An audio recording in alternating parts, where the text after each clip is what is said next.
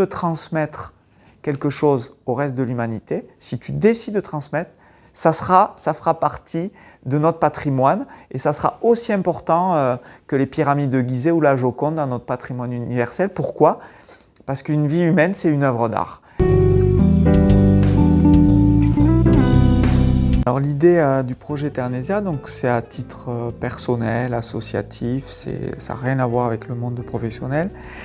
En fait, c'est un projet que j'ai en tête depuis que je suis enfant, en fait. Donc c'est pas un truc qui m'est sorti comme ça s'est construit peu à peu depuis que je suis enfant. Justement, le point de départ, moi j'ai été éduqué dans une éducation très humaniste. Voilà, j'étais éduqué comme ça, un peu à l'ancienne, hein, voilà, avec ces valeurs françaises, très républicaines, etc. Et je me disais toujours, mais comment ça se fait, quand on nous apprend à l'école l'histoire, qu'en fait, les seuls êtres humains dont l'humanité se souvient, les seuls êtres humains qui font partie du patrimoine de l'humanité, de notre histoire, c'est que des élites. Quand j'étais petit, je me disais, tiens, ça ne colle pas avec les valeurs éducatives que j'ai eues en me disant que les êtres humains, on est libres, égaux en droit, et que donc je me disais, mais alors, qui c'est qui trie, en fait, et qui dit, cet être humain, on peut l'oublier, et lui, on peut s'en souvenir. Mais c'est qui, dans ma tête d'enfant, je me disais, il doit y avoir un chef qui dit, ou le président de la République, qui dit, lui, non, lui, sa vie n'est pas intéressante, on ne la garde pas, tu ne la prends pas. Lui, tu dois apprendre. Et donc, c'est une idée je butais après cette idée. Alors, je me disais, tiens, tout le monde me parle de Jean Moulin. Moi, je m'intéressais quand j'étais petit à la Résistance. Mon grand-père était résistant. Tout le monde va oublier mon grand-père, mais tout le monde va se souvenir d'Hitler et Staline dans 1000 ans. Donc, je me disais, les êtres humains du XXe siècle qui passeront la barrière de la postérité, à 1000 ans, par exemple, il y aura Hitler et Staline, c'est quasiment sûr, et il y aura quasiment personne parmi les millions de gens qui sont morts dans les goulags ou dans les camps. Et je me disais, c'est quand même super étrange. Alors je me disais, bon, tant qu'on n'a pas la possibilité de se souvenir techniquement de tous les êtres humains, on ne peut pas écrire, abattre des arbres ou à l'époque de la préhistoire, graver des silex pour écrire la mémoire de tous les êtres humains. Bon, on pouvait dire qu'il y a une limitation technique qui fait qu'on ne peut pas proposer de se souvenir de tous les êtres humains. Et donc quand est arrivé le numérique et que j'ai vu les GAFAM, Facebook, Google, qui en gros, sur des serveurs en Californie, à des fins pas toujours éthiques, hein, pas toujours humanistes, hein, quelquefois lucratives, quelquefois marchandes, quelquefois dans certains cas liberticides, je me disais, eux, ils utilisent la technologie d'aujourd'hui pour en gros se souvenir de tous les êtres humains, mais pas à des fins humanistes. Et donc je me suis dit, tiens, le truc que j'avais en tête quand j'étais enfant, c'est-à-dire qu'un jour peut-être il deviendra possible, c'est une sorte d'utopie, que chaque être humain puisse décider de proposer qu'on se souvienne de lui, voilà, au sens d'un patrimoine, le SDF du coin, Matati, le voisin, Emmanuel Macron, tous pareils à égalité, faisant partie d'un tissu de l'histoire humaine, eux ils sont en train de le faire et nous, on n'a aucune alternative éthique, souveraine et qui garantirait un cadre réellement humaniste pour pouvoir proposer aux êtres humains, qui le souhaitent, de déposer quelque chose comme patrimoine de l'humanité. Et donc, je me suis dit, tiens, si tu prenais le problème en partant de zéro, tu ferais quoi? Tu dirais, je proposerais que la mémoire de tous les êtres humains soit inscrite au patrimoine mondial de l'humanité parce que chaque vie humaine est une œuvre d'art, avec ses moments difficiles, pas avec que des moments lumineux, hein, mais une vraie œuvre d'art. Et donc, si on dit que la mémoire de tous les êtres humains est inscrite au patrimoine mondial de l'humanité, en tout cas toute mémoire volontaire, on a pour la première fois dans l'histoire de l'humanité les possibilités technologiques de le faire. Donc soit on dit, on laisse faire le marché, soit on dit, tiens, une instance comme l'UNESCO pourrait proposer à tous les êtres humains qui le souhaitent, encore une fois, de dire, si tu veux transmettre quelque chose au reste de l'humanité, si tu décides de transmettre, ça fera partie de notre patrimoine et ça sera aussi important que les pyramides de Gizeh ou la Joconde dans notre patrimoine universel. Pourquoi? Parce qu'une vie humaine, c'est une œuvre d'art. Et en fait, hiérarchiser entre les valeurs des vies humaines, j'aimerais bien que quelqu'un me dise « oui, je te donne le critère, quoi ». Je te dis « non, mais lui, non, on peut l'oublier, il n'a aucun intérêt au sens de l'histoire de l'humanité, alors que lui, oui ». Et donc, une fois posé comme ça, je propose de créer un nouveau droit de l'homme, qui est le droit à la mémoire et à la postérité, et le droit à l'oubli, qui est un corollaire. Et je propose de dire on pourrait aujourd'hui décider d'inscrire la mémoire de tous les êtres humains au patrimoine mondial de l'humanité, avec une organisation transnationale, éthique, évidemment non lucrative, en utilisant les technologies d'aujourd'hui, il y en aura peut-être d'autres demain, qui sont les technologies du numérique. Si on ne le fait pas, ça sera construit de toute façon par d'autres. Et il y a des projets à peu près équivalents du côté, par exemple, de Microsoft, un projet qui s'appelle Total Recall, qui est la vision d'Eternesia à l'américaine. C'est-à-dire, au lieu de dire on laisse chaque être humain décider de ce qu'il veut laisser et d'oublier ce qui doit être oublié, moi c'est ma vision à moi, qu'il faut donner la totale liberté aux gens de décider. On ne peut pas capturer des trucs sur eux. Eux, c'est l'inverse. Ils disent on va nous remplir de capteurs. On va tout enregistrer autour de nous, on va recréer des sortes d'avatars virtuels qui vont nous survivre. Ben pour moi, c'est l'horreur, ça. C'est la vision transhumaniste de la technologie. Moi, je pense qu'on peut revenir à une vision à l'échelle de l'être humain. Je veux transmettre 3 mots, je veux rien transmettre, je veux transmettre une photo, je veux dire aux gens qu'il faut faire gaffe au racisme. Peu importe, quel que soit le message, il n'y a pas de hiérarchie, mais si un être humain en conscience décide de transmettre, on l'inscrit au patrimoine mondial de l'humanité et aujourd'hui c'est possible techniquement. Et donc je dis, soumettons cette idée à débat public, avec les pour, les contre, les controverses, ok, mais au moins ressaisissons-nous de ces sujets-là et pour moi c'est ça inventer l'humanisme d'aujourd'hui.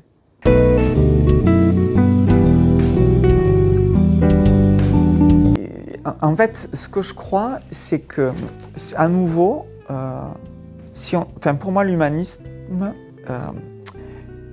j'adore en fait cette tradition de pensée qui vient des Grecs et des Romains. Je pense qu'il y a un avenir fantastique à l'humanisme aujourd'hui. Et l'humanisme, y compris dans la technologie et dans l'histoire, c'est d'accepter de revenir à l'échelle de l'être humain. C'est de ne pas conceptualiser. Donc si je vous donne un exemple, j'étais faire la route des coquelicots il y a 3 ans en vacances, là, dans la baie de Somme, où on suit les batailles, les grandes batailles de la guerre 14-18, où ça se chiffre à, vous savez, 1 million de morts, etc. Et en fait, on va de musée en musée, et dans les musées, on voit l'histoire avec des dates, avec des chiffres, on voit des stèles, tout ça avec des noms. Bon, c'est frappant, c'est saisissant, c'est effrayant, etc. Mais il y a une petite part d'abstraction. Et quand vous allez dans ces musées et que vous voyez l'extrait de lettres du soldat à son épouse ou de la mère à son fils, vous voyez en vrai les trucs du quotidien où à la fois il y a des choses très simples de la vie quotidienne et des choses déchirantes, en fait ça pour moi, c'est ça l'histoire avec un grand H. Et donc en fait chaque fois qu'on oublie dans cette logique de dire on efface des pans de l'histoire qui est un peu l'apanage de toutes les dictatures et du fascisme, hein, ça commence toujours comme ça. En fait, moi je pense qu'au-delà même de cette question d'effacer ce que nous on appelle l'histoire aujourd'hui, il faudrait être capable de réintroduire l'histoire de chaque être humain parce que c'est ça qui va donner un sens à l'histoire de l'humanité au sens large. Donc au-delà de lutter contre cette tendance à la cancel culture et aux inquiétudes qu'il y a autour du numérique et des traces, etc. Moi, je pense qu'il faut surtout redonner la liberté et le pouvoir aux gens, en fait. C'est au lieu de penser à leur place, redonnons-leur l'outil d'émancipation. Et pour moi, on est à un moment de l'histoire humaine qui est très très proche vous savez, l'imprimerie a inventé en gros au XVe siècle, mais c'est au XVIIIe siècle qu'en fait, donc assez longtemps après quand même, on s'est saisi de cette technologie qui était l'imprimerie en Europe à des fins d'émancipation, pour diffuser le savoir, etc. Et ça a été clairement l'imprimerie et la façon dont on s'est saisi en Europe de cette technique-là, d'émancipation citoyenne, d'accès à l'information, de diffusion de la culture, ça a été clairement à l'origine de l'essor du siècle des Lumières, des droits de l'homme et de l'humanisme. Donc en fait, je pense qu'on est exactement à ce temps-là, où en fait il y a une technologie qui existe, on est à moitié fascinés, à moitié effrayés, et voilà, les Américains et aujourd'hui la zone Pacifique et les Chinois se saisissent à fond de ces technos avec leur tradition de pensée, et nous on est encore attentistes. Mais moi je pense que c'est le temps de dire c'est quoi utiliser cette imprimerie en quelque sorte d'aujourd'hui avec notre tradition de pensée d'émancipation citoyenne. Si on fait ça, la question de l'histoire humaine et de l'histoire de chaque individu, de ce qu'il laisse, puisque c'est un outil fascinant, hein, le numérique en matière de transmission d'informations. L'information, elle est ultra pérenne dans le temps, ça consomme très peu d'énergie pour consommer. Si on était sobre en quantité, on pourrait stocker la mémoire de tous les êtres humains pendant des siècles et probablement jusqu'à la fin de l'humanité. Si on se re-questionne sur cette question de cet outil d'information à l'échelle de l'être humain, naturellement, on en viendra à se reposer la question de la façon dont on a écrit l'histoire humaine. Et pour moi, la seule voie d'avenir humaniste, c'est de le redonner à chaque individu. C'est de ne pas penser à la place des gens.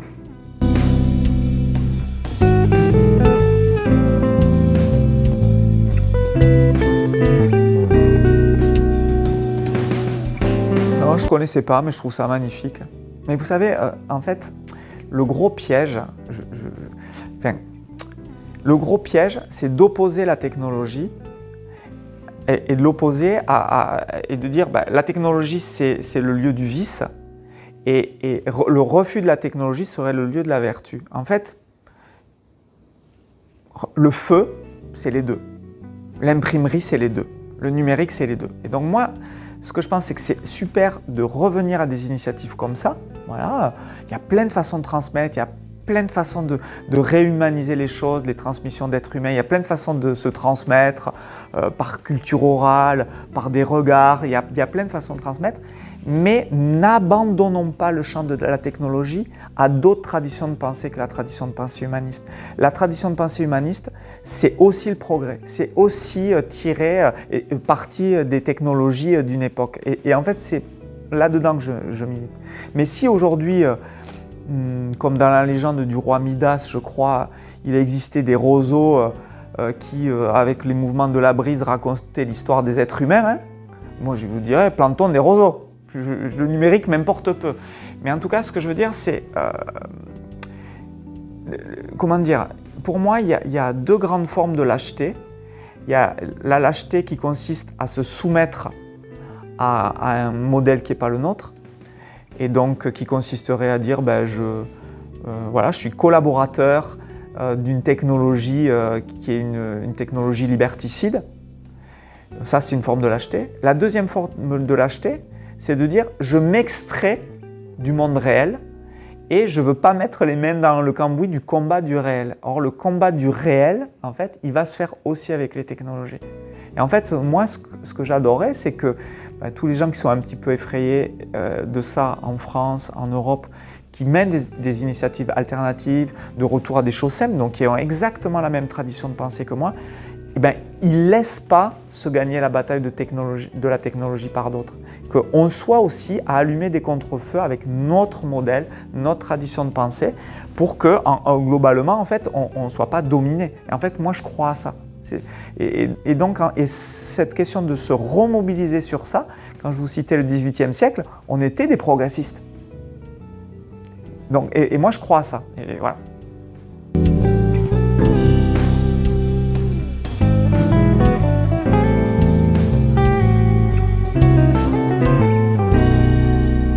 En fait, comment dire, j'essaye de jamais juger a priori, d'accord ? Mais dans l'échelle des choses sur les dernières parties de sa vie qui me paraissent être essentielles, hein, dans les maisons de retraite, dans les services de soins palliatifs, moi je pense que si déjà on proposait à ces gens de réexister et de compter au sens de l'humanité, c'est-à-dire pas juste pour une personne, mais au sens de l'humanité en leur disant en fait, ce que vous avez à nous transmettre, à nous, à vos petits-enfants, à la société, ça compte pour nous. Je vous assure que le côté évasion serait un plus. Hein. C'est sûr que parce qu'on ne peut plus voyager, c'est comme on regarde des photos, on va au cinéma, on s'évade. Là, c'est en 3D, mais peu importe.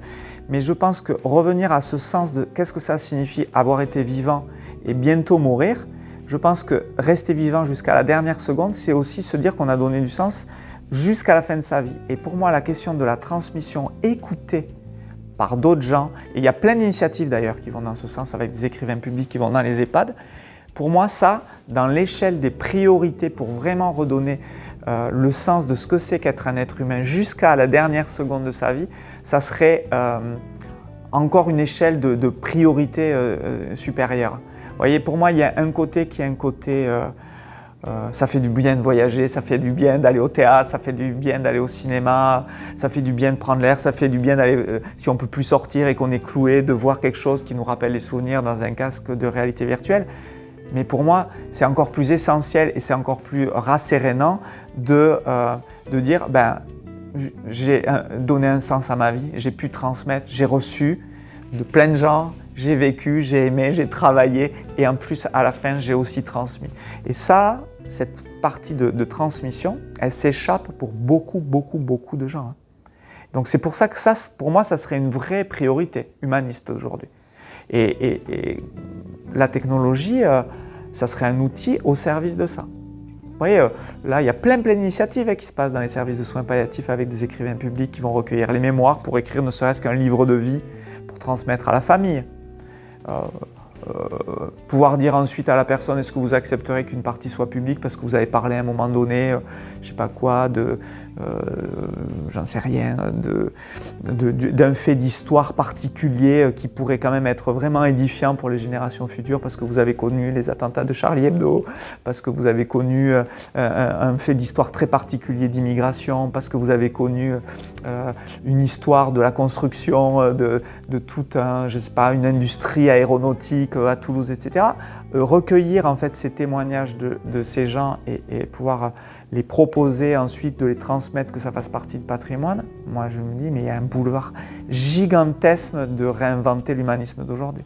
Ça me paraît être ça quand même avec beaucoup plus d'ampleur que d'aller au cinéma avec un casque virtuel, mais c'est pas pour dénigrer ni le cinéma, ni le théâtre, ni ça, c'est juste pour expliquer qu'il y a une espèce de fondamental en fait qu'on n'assume pas depuis toujours, quoi. On accepte qu'il y ait une hiérarchie entre la valeur des vies humaines qui se soit toujours construite dans l'histoire de l'humanité, au sens où il y a plein de gens qui ne transmettent pas